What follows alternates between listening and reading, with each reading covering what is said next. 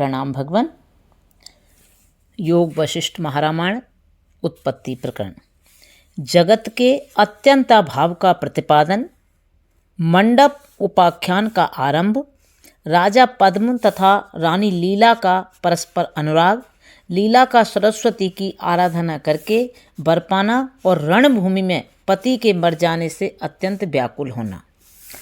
जैसे समुद्र के भीतर जल के स्पंद यानी हलन चलन आदि जल के स्वभाव से च्युत हुए बिना ही लहरों के वेग के रूप में प्रकट होते हैं, उसी प्रकार चेतन परमात्मा में दृश्य जगत की प्रतीतियां होती रहती हैं। जैसे स्वप्न और संकल्प यानी मनोरथ में प्रतीत होने वाले घट पट आदि पदार्थ अनुभव में आने पर भी वास्तव में है नहीं, उसी प्रकार चेतनाकाश रूपी परब्रह्म परमात्मा में दृष्टिगोचर होने वाले ये पृथ्वी आदि जगत इंद्रियों के अनुभव में आने पर भी वास्तव में है नहीं।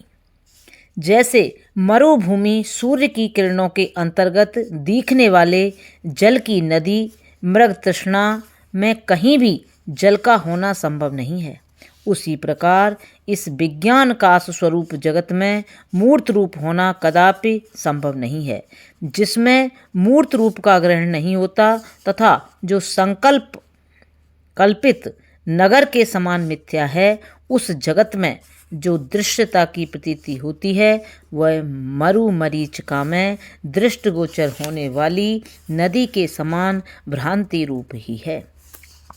इस जगत का जो दर्शनीय सादृश्य वैभव है उसे साक्षीभूत चैतन्यमयी तराजू के एक पलड़े में रखा जाए और दूसरी ओर स्वप्न को रखकर सार और असार का विवेचन करने वाली बुद्धि रूप कांटे से यदि तोला जाए तो वह दृश्य वैभव स्वप्न की भांति कलना रहित यानी असत्य होकर आकाश की भांति शून्य रूप अथवा चेतनाकाशमय ब्रह्म रूप में ही स्थित होता है। प्रणाम भगवान। अब यहाँ से आगे नेक्स्ट। ओम शांति।